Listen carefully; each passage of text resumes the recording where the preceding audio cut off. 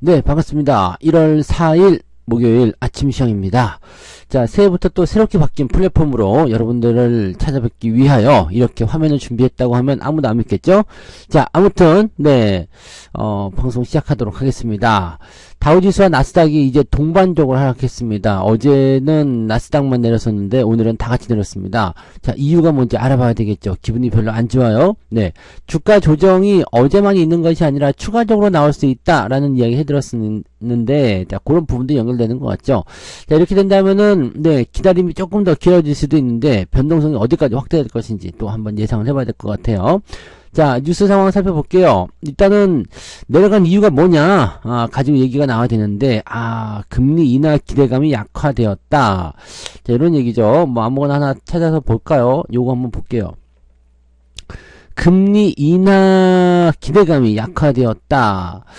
일단 금리 인하에 대한 부분들은 시장에 너무 김치국 마신다 이런 얘기들이 있었잖아요. 근데 이번에 FOMC 회의록이 공개가 되면서 그 시점을 명확히 하지 않았다. 뭐 이거 근데 변화가 없었던 얘기 아닙니까? 그죠? 네.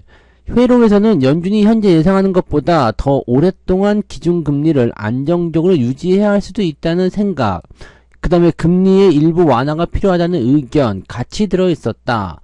이거는 그냥 뭐 자기들이 말하기 나름이잖아요. 어차피 변한 거는 없는 것 같은데, 네, 조정이 필요했기 때문에 이런 것들을 가지고 얘기한 게 아닌가 생각합니다. 아니, 그럼 뭐 FOMC 의사록에서 3월달에 금리 인하하자, 뭐 5월달에 하자, 뭐 이렇게 못을 박아놨겠어요?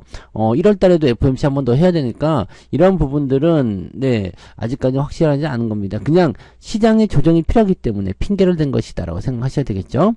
자, 10년물 국채 수익률이 한때 4%를 넘어서면서 기술주 중심의 엔비디아, 테슬라, 메타의 주가가 모두 하락했다. 야, 이게 10년물 국제 수익률이 5% 넘어갈 때도 짱짱하게 잘 버티던 애들이 이제 막 떨어진다고? 자, 이것 때문에 그런 거는 아니라고 생각합니다.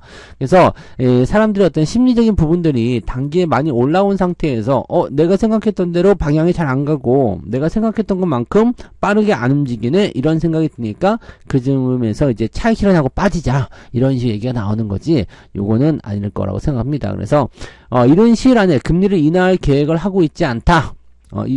뭐 그렇게 생각하고 있다, 뭐 이렇게 얘기하고 있습니다. 그래서 실제로 보면은 이제 이런 내용들이 오늘의 주요한 어떤 포인트였다라고 얘기가 되네요. 그래서 4% 급락했었던 애플이 1% 또 하락했다. 난 이거 되게 좋은 소식인 것 같아요.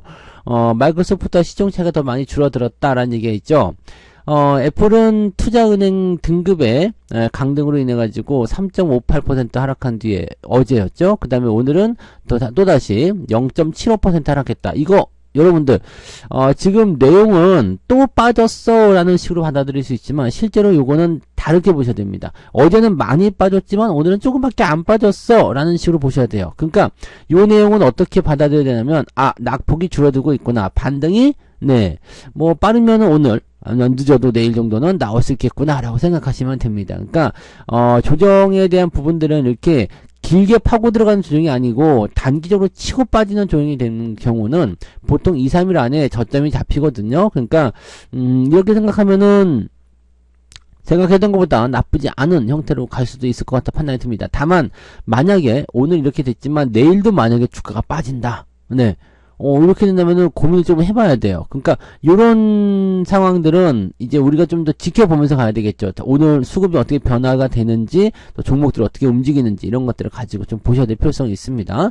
아무튼 애플이 요즘에 계속 떨어지고 있는 모습. 근데 다행히 애플이 떨어진다고 해가지고 뭐 그렇게까지 크게 우리에게 영향을 받을 건 아닙니다. 이 마이크로소프트가 일단 잘 버텨주고 있다든지 또는 AI가 간다든지 이렇게 되면 괜찮죠. 지금 애플은 아이폰 이쪽 수요 둔화에 대한 부분이기 때문에 실질적으로는 얘가 아이폰 수요가 줄어든다라고 했을 때, 물론 갤럭시가 이제 늘어나는 건 아니겠습니다만, 저는 요 부분에 대해서는 우리한테는 나쁠 것 같은 소식은 아니라고 생각합니다. 애플에 투자하시는 분들 입장에서는 열받을 수 있겠지만, 네, 저는 그렇지 않을 것 같아 보여져요. 네.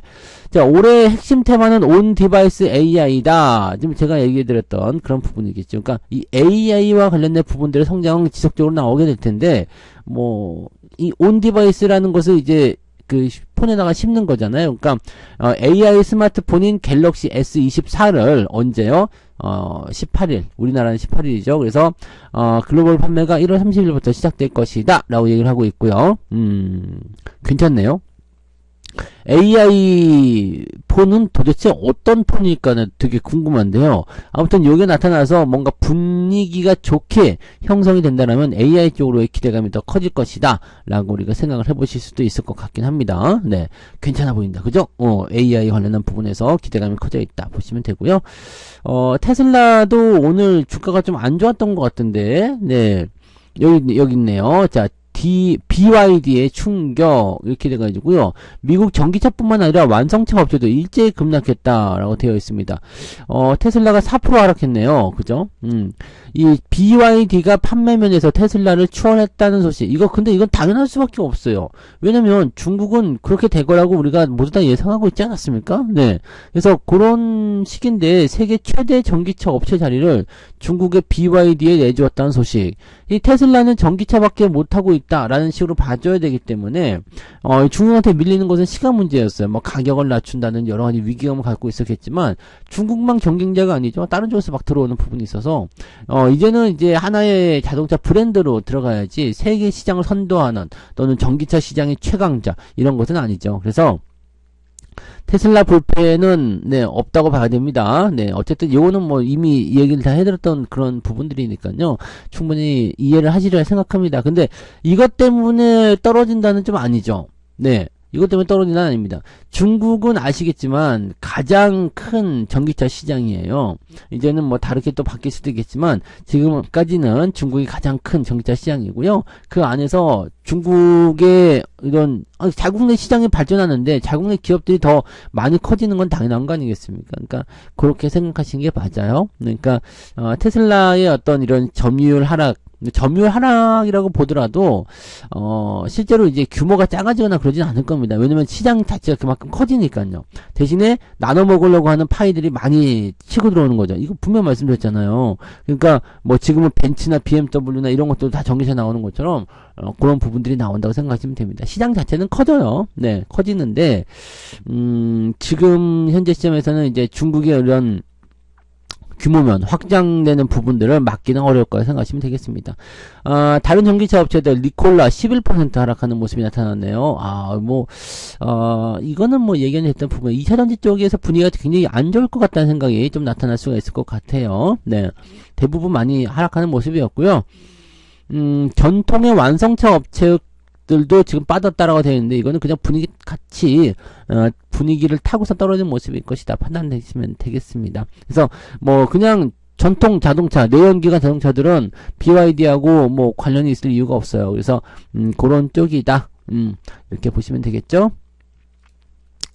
자, 그 다음에 아까 또 뭐가 있었더라. 이거 태영건설 관련한 이야기들. 네, 채권단이 지금 돈 내놔라 그런 것 같은데, 네. 여기 있네요. 네, 채권단이 싸늘한 반응을 보였다. 뭐, 아무튼 또 그럴만도 해요. 그죠? 네, 이거 SBS를 팔아야 되지 않겠습니까? 근데 SBS는 안 하겠다는 얘기죠? 안 하겠다 얘기고, 다른 계열사들에 대한 매각, 이런 것들을 하겠다라고 되어 있는데, SBS랑은 전혀 관계없, 얘네가 근데 이미 못을 박은 게 있어요. SBS 안 팔겠다. 그래가지고, 해놨는데, 지금 이렇게 되면은 SBS를 팔아야 되는 거 아닌가 싶기도 하고요. 왜냐면, 채권단이 열 받았어요. 지금 돈 내놔. 네, 돈 내놔. 이렇게 되고 있어서, 이 태영건설을 근데 정상화 시킬 수 있을 것인가에 대한 부분도 굉장히 정황 부분이에요. 최근에 이 정상화 시킬 것이다라는 기대감 때문인지 모르지만 주가가 막 상승하는 모습도 있었거든요. 근데, 지금 같은 상태로 가서는 이게 쉽지 않을 것 같아요. 또, 이게 정상화 된다고 하더라도 그 다음부터 주가가 더 올라갈 수 있는 가능성이 있겠느냐에 대한 부분도 사실은 또 미지수가 될 수가 있겠죠. 그러니까, 여러 가지 부분에서 봤을 때, 네, 현재로서는 지금 자구책을 내세운 게 있다고 하더라도 뭔가 조금 굉장히 좀 리스킹하다라고 판단이 좀 되는 부분입니다. 태영건설은 워크아웃에 실패하게 되면 법정 관리에 들어가게 된다. 이렇게 되는 겁니다. 네. 이거는 상당히 이제 만약에 이런 식으로 워크아웃 신청했는데 이거 됐어! 안 돼! 그러면서 네, 법정 관리로 들어간다 이렇게 되면은 그 다음부터는 네, 문제가 더 심각한 상황으로 갈 수가 있겠죠. 그래서 이 평가나 이런 것도 안 좋아질 수도 있고요. 네, 근데 이번에 이 워크아웃이 안 되게 되면은 네, 글쎄요. 야, 근데 이 채권 쪽에서 태양건설 그 68인가요? 이 채권이 그렇게 또 인기가 높아져가지고 난리라면서요. 근데 리스크 큰 종목들은 어지간하면 안 하시는 게 좋습니다. 네. 태양건설도 최근에 주가 올라오니까 막 그냥 매수하려고 하시는 분들 계시는데 그렇게 하지 마시고요. 네. 그냥 이거는 그들만의 세계. 네. 그 사세라고 그러죠. 네. 넘겨주고요. 여러분들은 다른 거 좋은 거 하세요. 네. 금투세 폐지 관련한 부분 또 얘기 나오는데요. 포퓰리즘이다 아니다 얘기 많은데 제 생각에는 그렇습니다. 이거 금액이 너무 작아서 그렇긴 합니다. 네, 금액이 너무 작아요. 그래서 금액을 조금 더 높여서 네, 아마 타결하지 않을까 생각합니다. 서로 반대하는 입장도 있고 하는 부분도 좀 있는데 그냥 무턱대고 반대하기는 어려울 거예요. 왜냐면 이 개인 투자자들 입장에서는 이거 지금 금투세가 나오는 것 자체가 열받는 거거든요. 그러니까 뭐야 왜 또 거기서 수익을 또 니네하고 나눠야 되는 거야? 이런 식으로 얘기가 나오는 거라서 요거를 이제 또 대통령 공약이기도 했잖아요. 그러니까 이거를 이제 폐지 쪽으로 간다기보다도 이것도 양도세 하는 것처럼 이렇게 좀 늘려가지고요. 네, 주식하는 5억 원 아니면 10억 원 이렇게 좀 늘렸으면 좋겠어요. 네, 그러면은 상관없죠. 1년에 주식으로 한 10억 이상 수익 냈다. 그러면 그 다음부터는 세금을 좀 내도 그래도 아까울 것 같긴 합니다만 그렇게라도 해줘야지 되지 않을까. 주식 5천만 원은 진짜 여러분들 이러면은요, 이게 만약에 5천만 원 되면은요, 이제 본격적인 상승장 만났을 때 다 세금 냅니다. 그러면 그때 가서 뚜껑 열려요. 그러니까 주식은 좀 이렇게 양도세도 없고 좀 그런 쪽으로 그런 영역으로 좀 가줘야지. 왜냐면 우리나라 증시가 너무 저평가됐어요. 못 올라가고 있잖아요. 그러니까 이런 것들을 조금 네 이렇게 다독거려 주기 위해서 좀 나타나줘야 되는 거 아니냐 이렇게 생각해 보시면 되겠죠. 네, 그런 식이고요. 그 다음에 여기 좀 안 좋은 뉴스가 하나 더 있었어. 새해 벽두부터 벌써 유상증자 2조 예정 큰일 났다 이런 식의 얘기가 나오는데 천만의 말씀이고요. 자, LG 디스플레이 얘기 또 나오는데 LG 디스플레이 주가 요즘에 계속 좋은데 지금 다른 것들 두째 치고요. 이미 네 유상증자에 대한 이슈를 통해서 주가가 이미 다 하락을 했는데 이제 와서 뉴스에 또 나와가지고 이걸 또 뒤집어 엎고 하는 이유가 뭔데? 라는 생각밖에 안 들죠. 네. 유상증자를 하기로 얘기가 됐었던 거니까 그리고 하라. 네, 그런 얘기가 되는 거죠. 그러니까 그냥 그렇게 생각하시면 되는 거고요. 지금 2조 원에 달하는 어떤 유상증자다. 앞으로 더 큰 놈이 터질지 모르겠다. 그거는 회사가 부실하거나 아니면은 돈이 없을 때 하는 이야기인데 그럴 만한 부분들도 당연히 있겠죠. 돈 못 버는 기업도 당연히 있겠지만 다른 쪽에서는 지금 그런 게 나올 리가 없습니다. 그래서 그런 부분들로 생각하시면 되고요. 만약에 경기가 또 안 좋아져 가지고 이상해진다라면 모르지만 그런 상황으로 보시긴 어렵습니다. 자, 예금금리 이거 진짜 좀 너무하는 것 같은데 5%는커녕 4%대 금리도 없어요. 이렇게 얘기 나오네요. 네, 예금에서 돈이 엄청나게 빠지고 있대요. 한 달 사이 예금 19조 빠졌답니다. 네. 19조 원이 지금 어디로 갔을까라는 부분인데 다 딴 데로 도망갔대요. 그래서 대기하고 있는 거죠. 이거 금리가 올라갈 때까지 좀 해보겠다. 지금 3.70에서 3.75 이거 세금 떼고 나면은 얼마 남는 게 없습니다. 네. 그러니까 이렇게 돼버리게 되면은 사실 투자하고 싶지 않죠. 왜냐면 그냥 은행주 같은 거 대충 넣어놔도요. 변동성 생각한다 하더라도 1년 지나면은 네. 아무리 배당을 조금 덜 받고 어쩌고저쩌고 한다고 하더라도 네, 적어도 네, 이거보단 많이 받겠죠. 그러니까 이런 식으로 또 주가 상승을 기대할 수 있는 게 은행주 아닙니까? 그러니까 이런 쪽으로 생각하는 부분들이 늘어나게 되기 때문에 여기서 돈이 빠져나오는 것은 또 우리한테 좋은 소식이에요. 이제 증시가 조금 더 네, 상승할 수 있는 포지션으로 가게 된다라면 이제 이 빠져나온 자금들이 이쪽으로 들어오거나 아니면 저쪽 어디에요? 그 아파트 쪽으로 가거나 네 부동산 쪽으로 가거나 이렇게 나오는 모습이 좀 있겠죠. 네, 하나 더 재밌는 게 또 있다. 셀트리온 주가가 훨훨 요즘에 계속 올라간다면서요. 그죠? 제약바이오 이거 합병 효과인데 이걸 이제 3년 만에 이뤄낸 것도 대단하지만 네 그동안 고생하셨던 분들도 네 이렇게 주가가 올라가면서 좀 이제 풀어내 주니까 다행인 것 같아요. 네, 얘네들은 이제 합병을 하고 나면 좋은 포지션으로 가긴 갑니다. 그래서 긍정적으로 볼 수 있는 내용이 되니까 거기에 대해 기대감을 좀 생각하시는 것도 좋을 것 같아요. 네, 오늘 뉴스는 거의 이 정도인 것 같아요. 특별한 건 아닌 것 같죠? 네, 특별한 건 아닙니다. 그러니까 평가를 좀 해드리면, 미국장이 오늘 많이 빠졌기 때문에 우리도 영향 받을 것이 생각할 수 있겠지만, 어제 이미 우리도 많이 빠졌잖아요. 그래서 그런 부분이 좀 있고요. 지금 변동성에 대한 부분들은 금리 인하가 생각했던 것만큼 빠르지 않다. 이거 다 알고 있었던 얘기인데, 설레발 치던 부분들이 잘못된 거지, 이거 우리가 잘못된 게 아니거든요. 그러니까 그런 식으로 생각하시면 돼요. 그러니까 그 정도 보시면 되고요.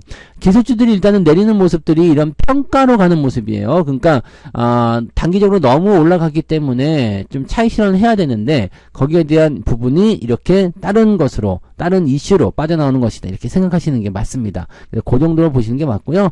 뭐 기타 뭐 그 외의 재료들은 그냥 가식거리입니다. 그래서 특별하게 여러분들이 생각하실 건 없어요. 하지만 한 가지 기억하실 거, 기다리던 조정이 나온 거고요. 이 기다리던 조정을 어떻게 해요? 이렇게 주가가 좀 떨어지고 조금 비벼댈 때, 그럴 때 잘 기회를 잡아주시기 바랍니다. 이번에 떨어지기 시작해가지고 뭐 갑자기 저 밑에까지 빠져서 막 그냥 또다시 엄청난 위기가 오고 이런 거 없어요. 오히려 그렇게까지 떨어지면은 여러분들 발 벗고 나서 가지고 주식을 매수하고 하셔야 됩니다. 그러니까 그런 큰 조정은 없을 테니까 걱정하지 마시고, 네, 언제 어디서 살 것인가 그 시기를 잘 누리세요. 뭐 제가 보기에는 어제는 일단은 한 발 물러나서 보는 게 맞고요. 이번 조정도 들어와서 지지점 잡고 그 다음에 반등 나갈 때까지는 최대한, 네, 여러분들 기다려서 대응하는 거, 그것만 잊지 마시기 바랍니다. 내가 좋은 타이밍을 가져야 좋은 주식을 좋은 가격에 매수할 수 있는 겁니다. 그걸 꼭 서두르지 마시고 지켜보세요. 지금 사야 된다, 앞으로 뭐 더 많이 올라갈 거야, 이런 기대감 때문에 막 졸갑증이라고 그러죠. 막 사고 싶어가지고 막 안 달라시는 분들이 계시는데, 그건 마음을 다스려야 됩니다. 새해부터 너무 흥분하지 마시고요. 아시겠죠? 네. 자, 저는 장중시장 때 다시 올게요. 고맙습니다. 오늘도 화이팅 하시기 바랍니다. 본 방송에서 제공되는 모든 정보는 투자 판단의 참고 자료이며 투자의 최종 책임은 본 방송을 이용하는 본인에게 있습니다.